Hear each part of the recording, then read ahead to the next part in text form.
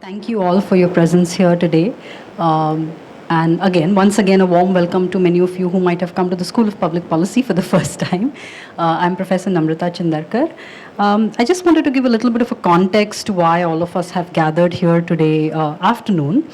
Particularly for this century, it is now often said that we are living in a century of paradoxes. On one hand, we have rising wealth, but on the other hand, we have widening inequality. We have some of the most powerful technologies that are being developed in this century, but on the other hand, we also have digital exclusion. So everything seems to be better and worse all at the same time.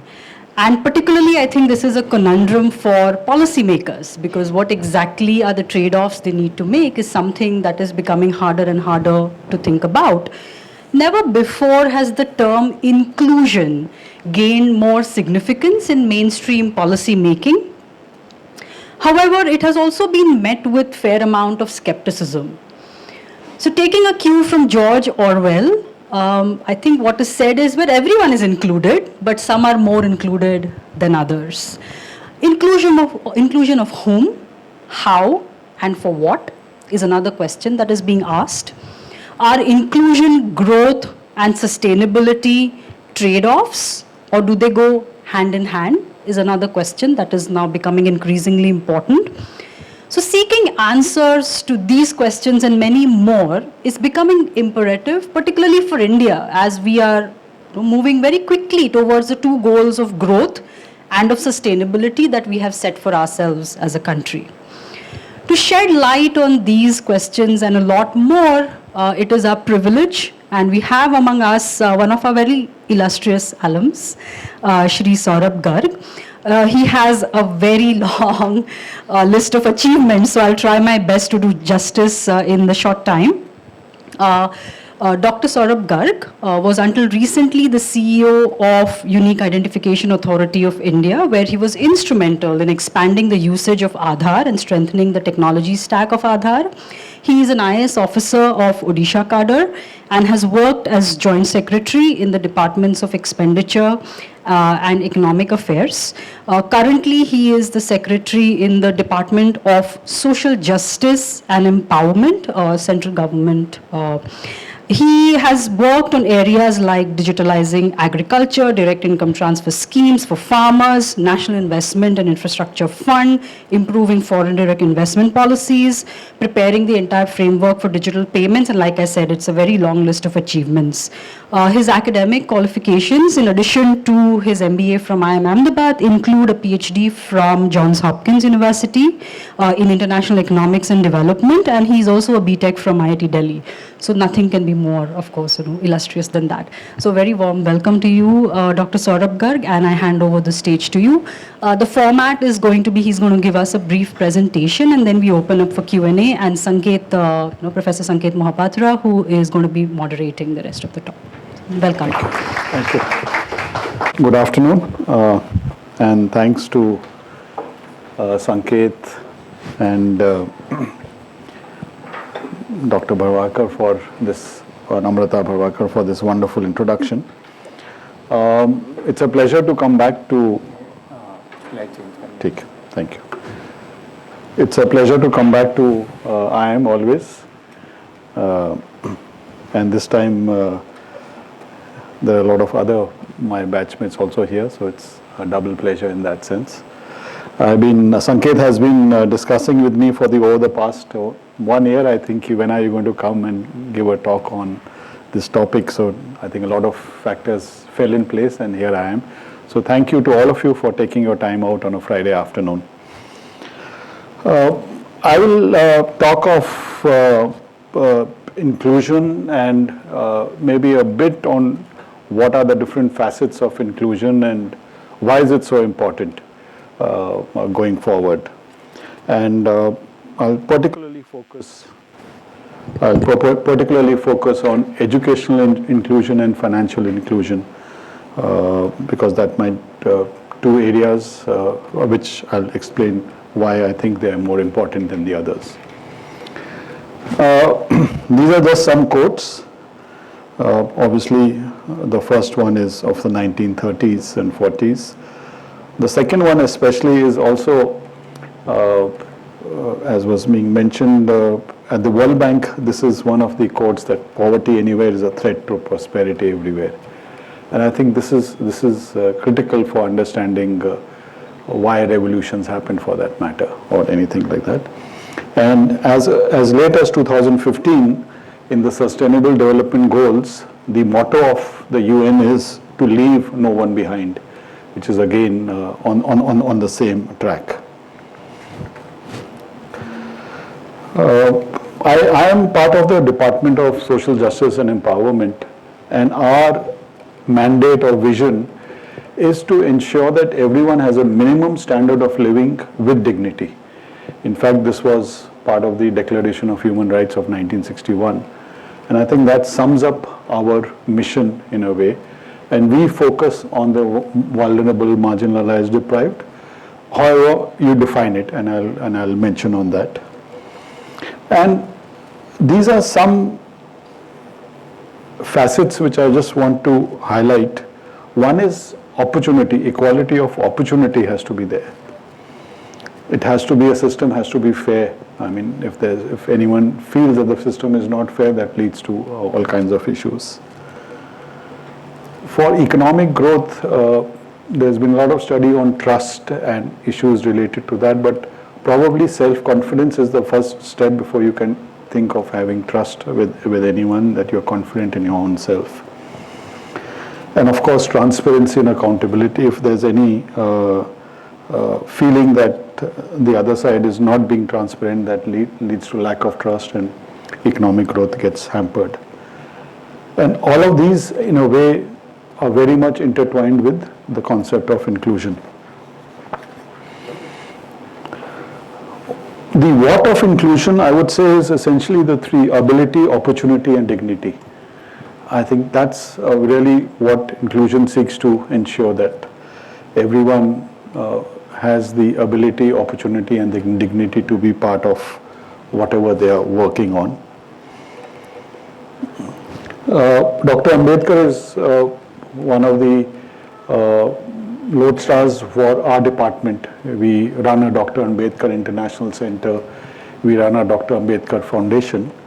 And I think it's very crucial that he identified that absence of education is a fundamental driver of poverty and exclusion.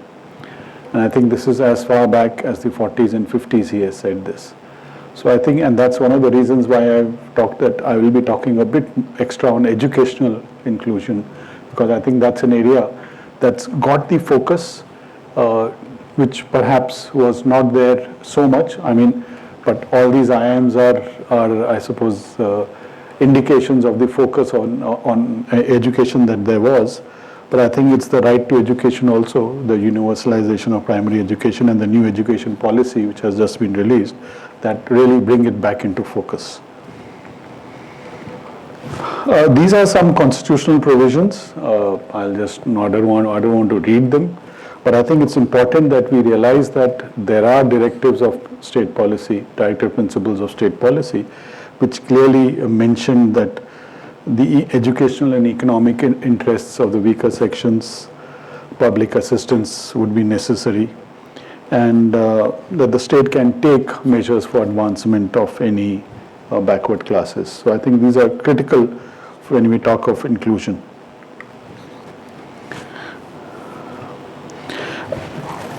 I highlighted this slide essentially because very often when we talk of inclusion, we forget that inclusion has so many facets.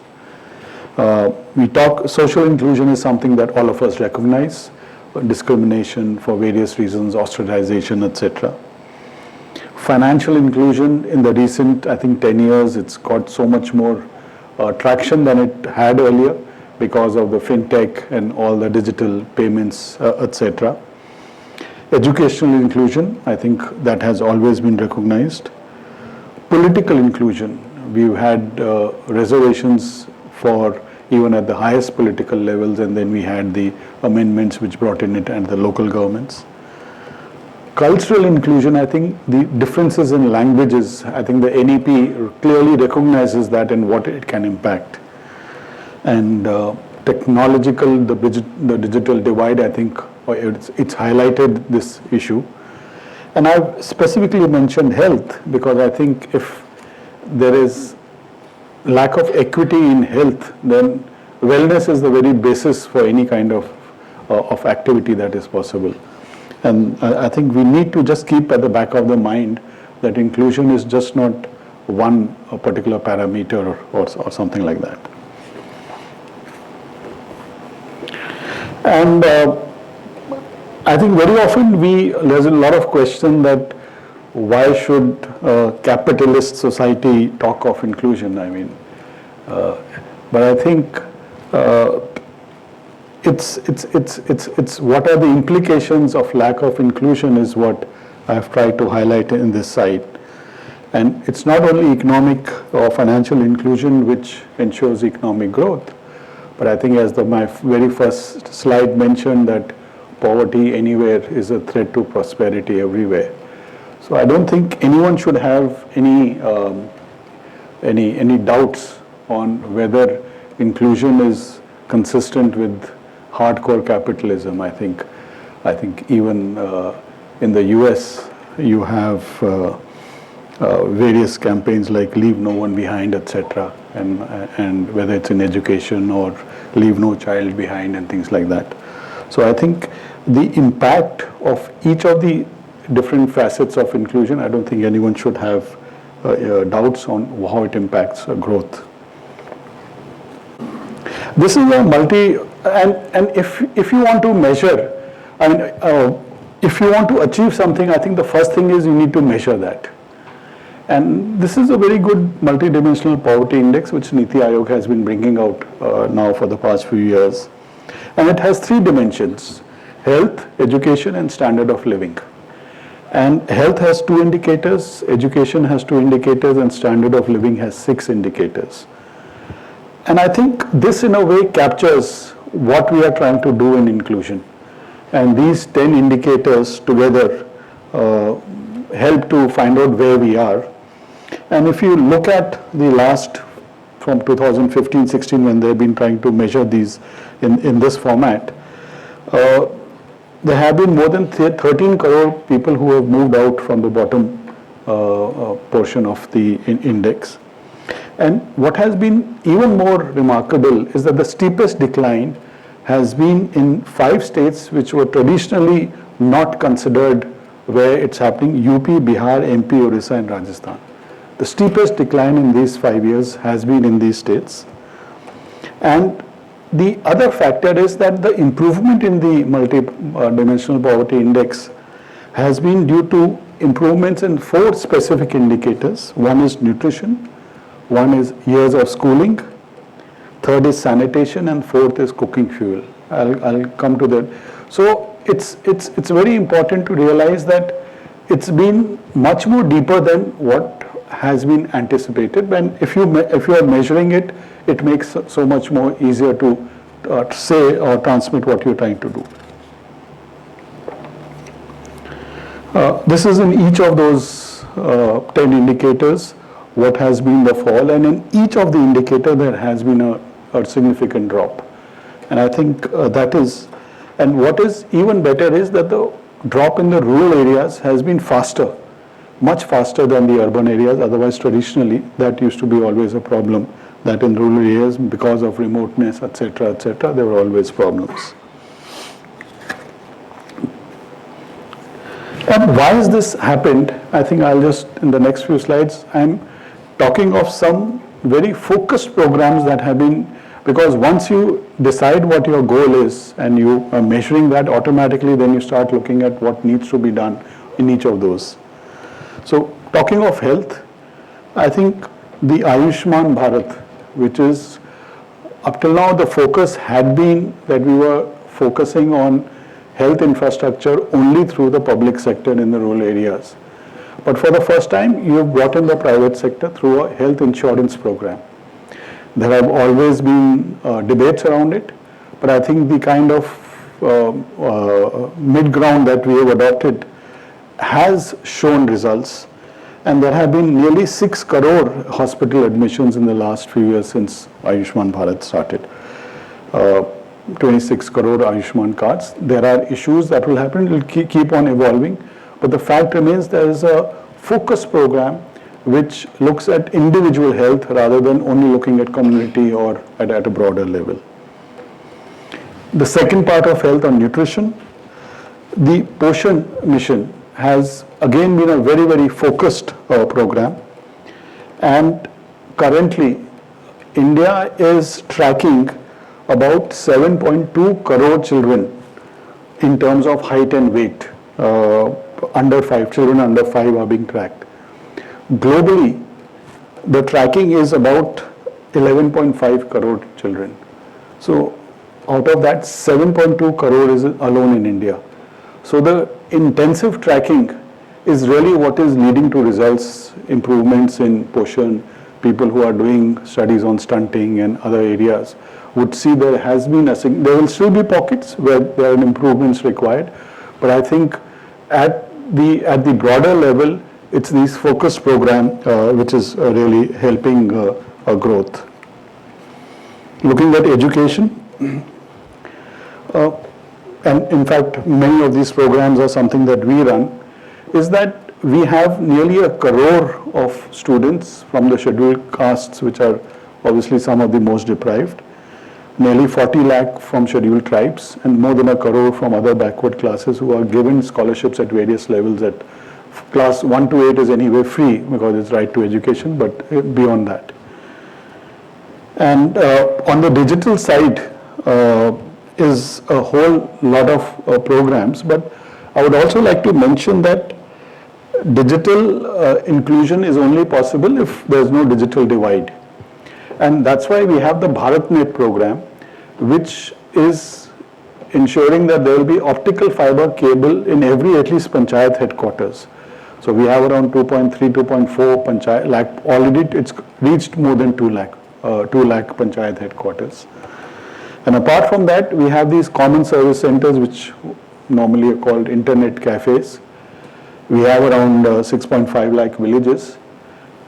Nearly 6 lakh common service centers are currently there, out of which 5.3 or 5.4 are active, 5.4 lakh. So even if you don't have a device on your own, you have the ability to go to a common service center and get access to a computer and therefore work on it.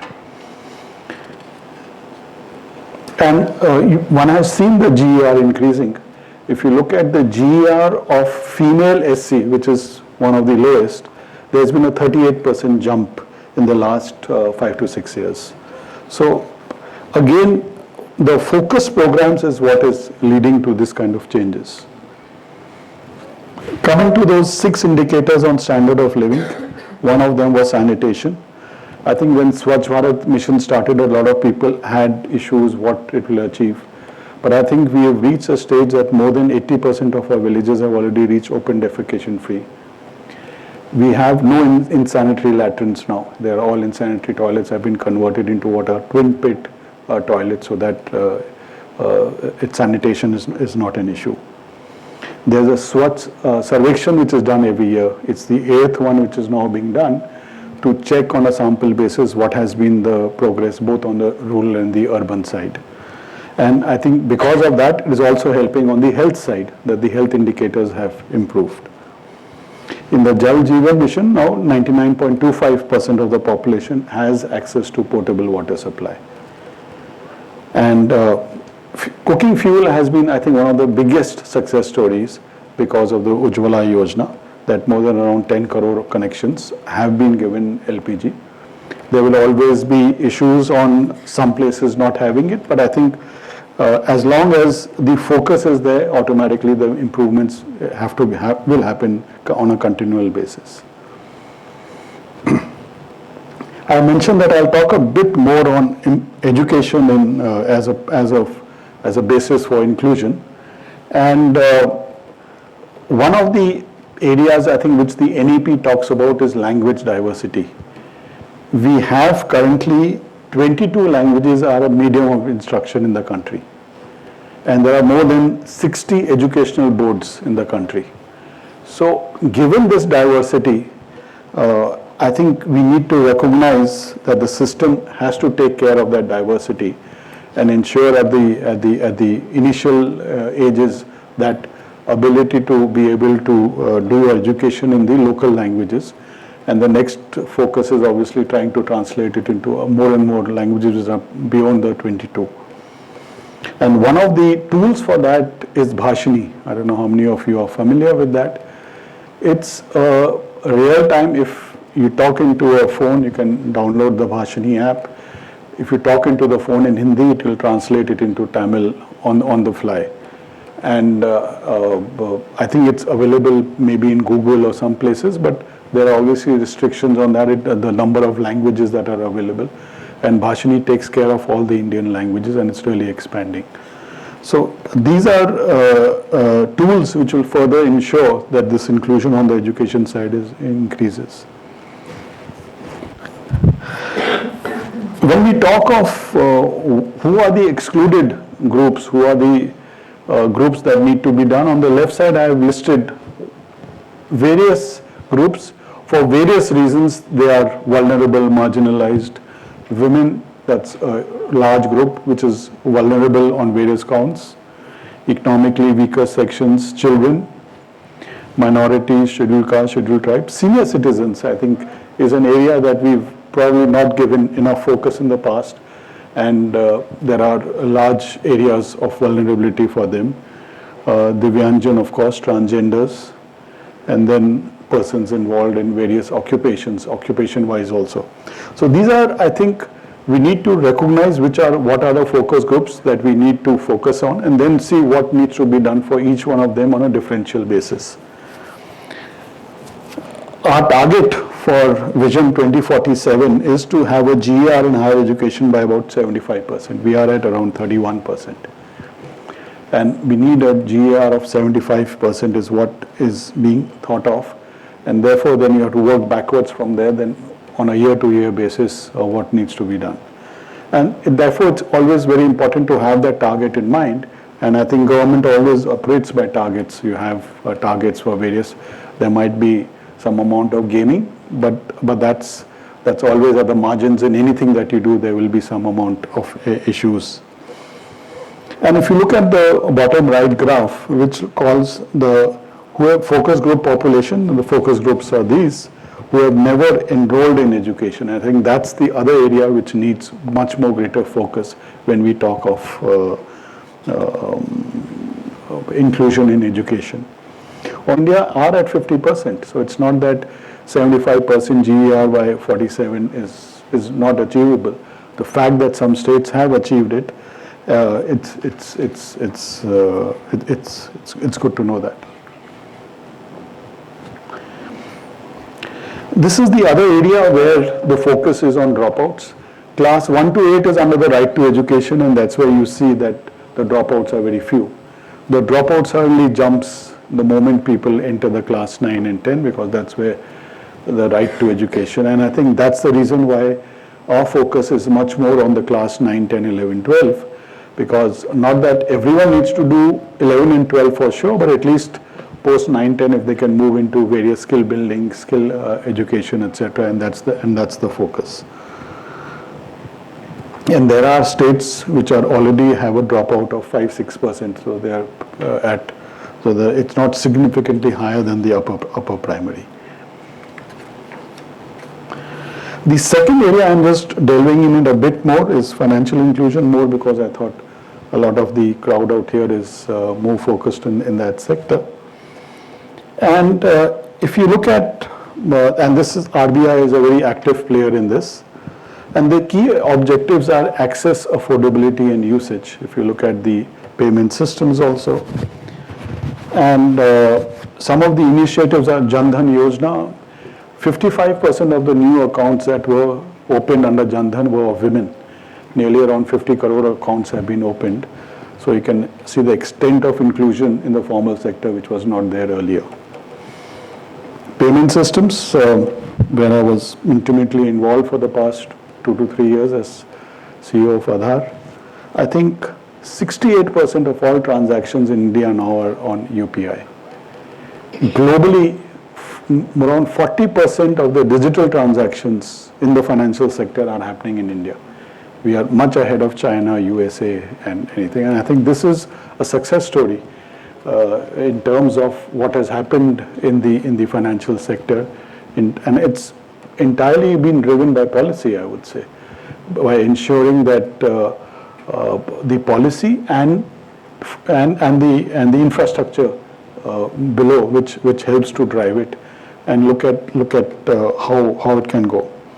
Mudra has ensured some 40 crore new loan accounts have been opened in PM Mudra, and 68% of them are to women. So obviously the sector which was excluded would automatically be the ones who would have a greater share of that credit access, and 51% to SC, ST and OBC of the accounts.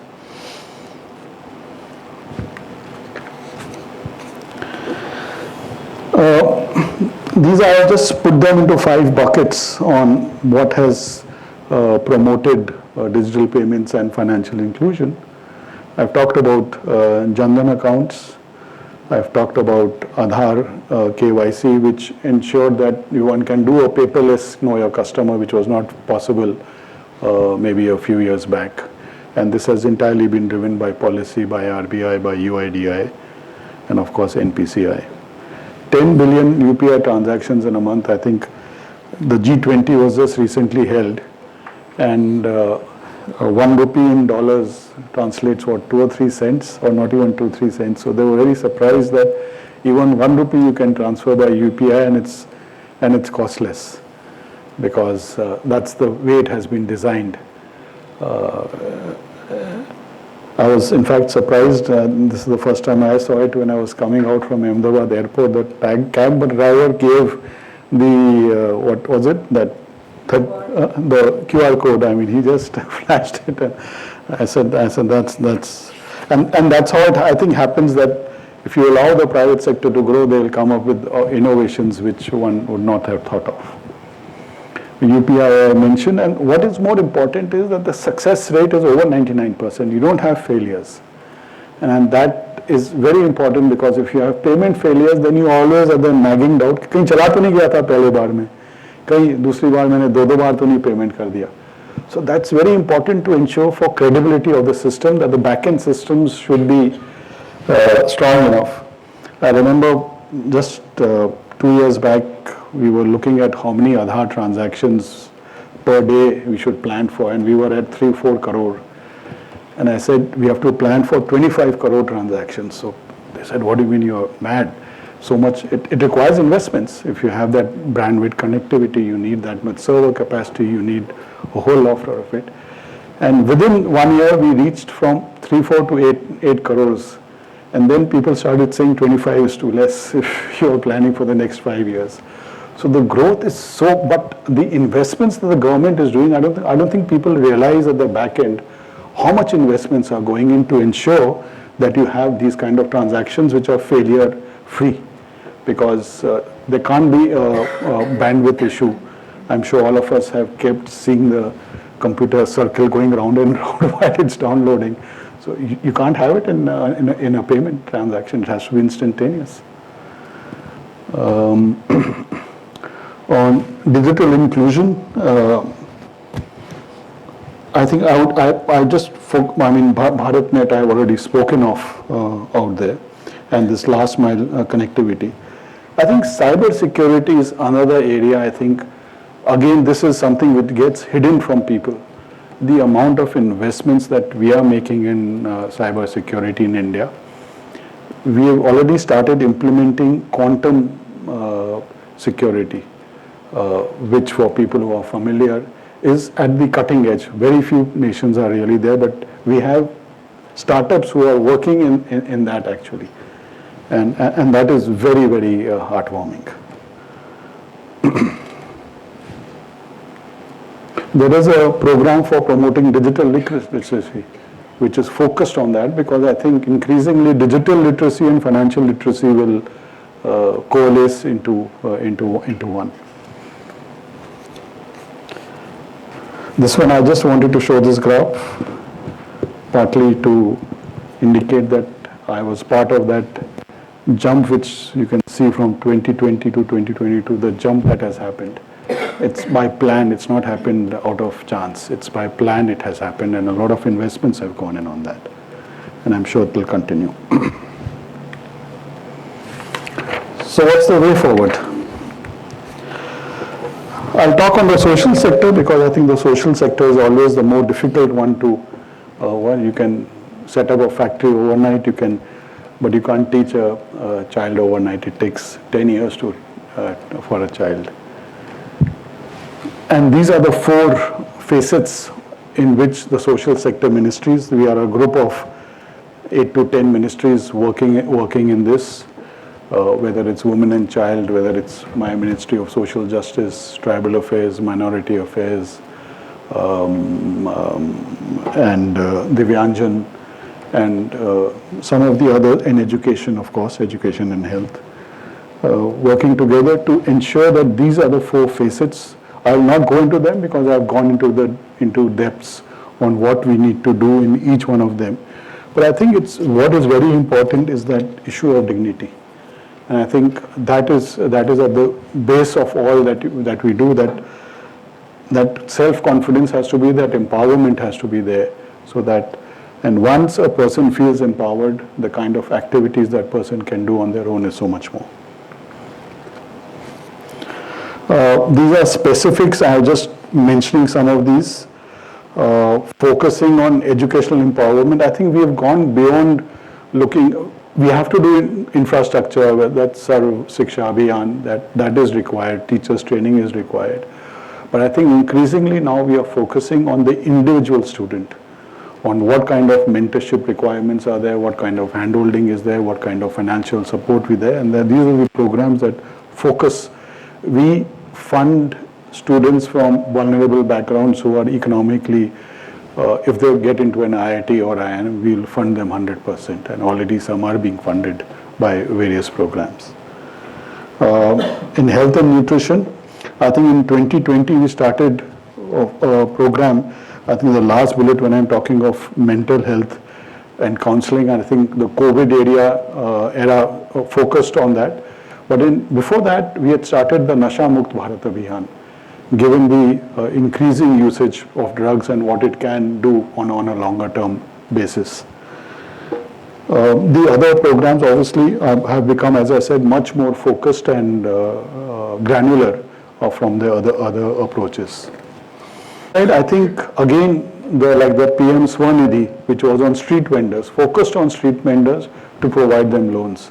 So again, looking at each sector, recently now has been Vishwakarma, which is looking at 18 or 20 occupational classes like carpenters, blacksmiths, looking at their requirements and then focusing on that.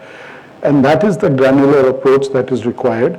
I think we've now reached a level of, we are touching a middle level income country of a per capita of what, $2,000 per capita. So I think obviously the strategies will change as we move up the ladder. And on social empowerment, I think we are looking at sections of society. In 2019, we introduced a Transgender Act. We didn't have a legislation which protected the rights of transgenders. Aging is another area where we've focused separate programs. We run, for example, old age homes for poor old people, 700 of them across the country.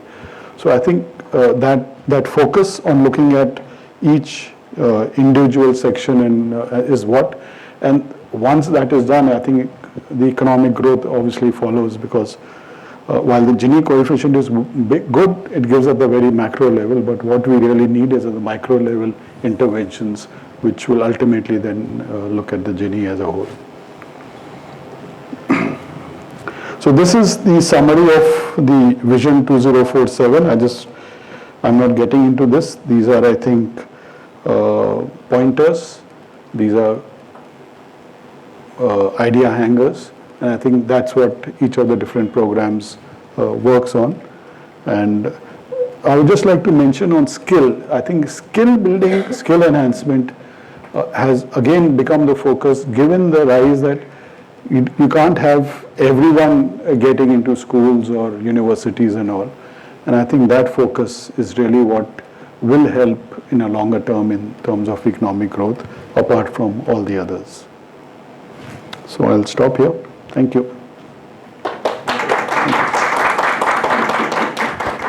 Saurabh Garg for a very interesting presentation on the various dimensions of inclusion and how it might impact India's growth. From the centers, from our institute staff, from the JSW School of Public Policy. I see many Ph.D. students here also and many researchers. So thank you for giving time during this Friday afternoon, and thank you to our illustrious speaker, Dr. Saurabh Garg. Thank you. Thank you very much. Thank you.